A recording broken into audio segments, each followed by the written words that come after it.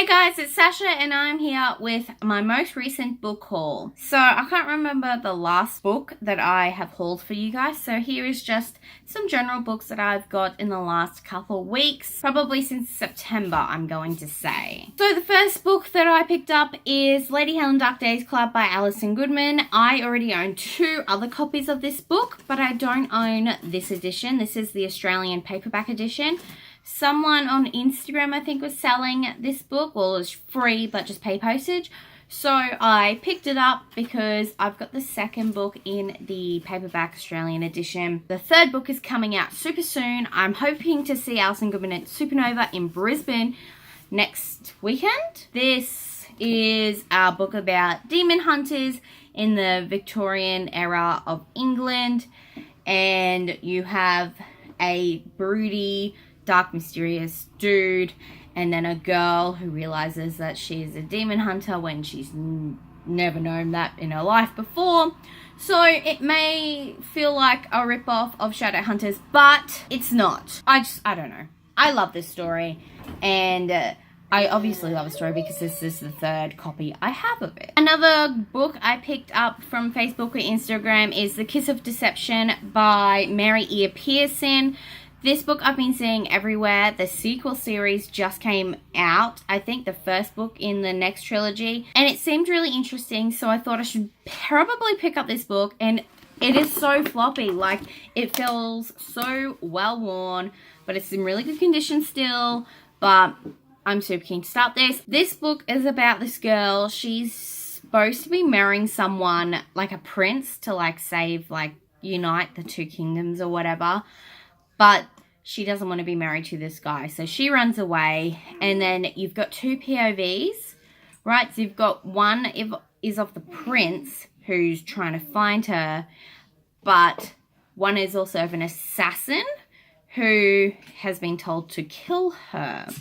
And I think she falls in love with one of them. And I'm pretty, like, I think it's the assassin, but we'll find out, won't we? Because you don't actually know who is who, I believe. You don't know who is the assassin, who is the prince. So, keen to read this one.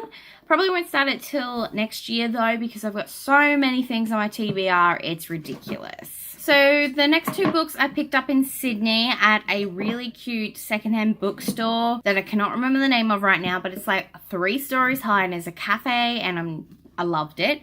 Anyway, I picked up 1984 by George Orwell. I read this back in high school, and I don't know, I saw it there and I thought I should maybe start reading some more make you think books.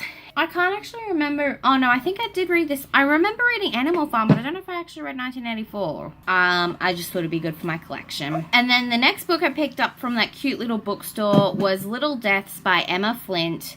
Now this is a thriller, and it's based in the summer of 1965, where this woman goes to check on her kids while they're sleeping, and she finds out that they're missing.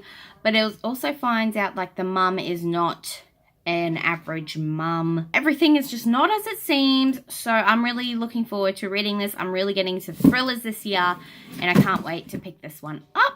While I was in Sydney, I had to go to the Dimmicks Cafe, and while I was there, I picked up A Long Way to Small Angry Planet by Becky Chambers, and I've heard so many good things about this book that I just want to pick it up now. Like, it's got sci-fi, and I feel like it's a bit like Firefly. I haven't seen all of Firefly, the TV show, but when I was reading the back of this book, it gave me Firefly vibes. So I'm just cannot wait to read this one. I think the 3rd and final book in the trilogy was released this year, and everyone raved about it.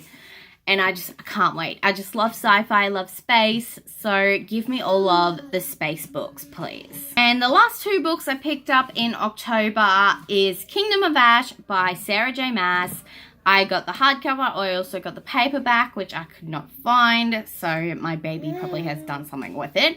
Anyway, Kingdom of Ash is the final and 7th book in the Throne of Glass series. I've read it already.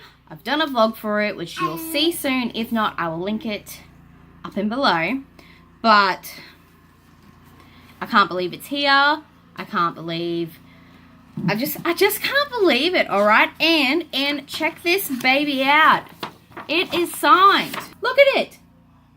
Sarah J. Maas has signed my Kingdom of Ash hardcover. I already have a book of hers signed. I have Throne of Glass signed, and I didn't actually get to meet her when she was at Supernova. I had a friend of mine go and sign the book for me, which I will be forever grateful for. Thank you, Beck.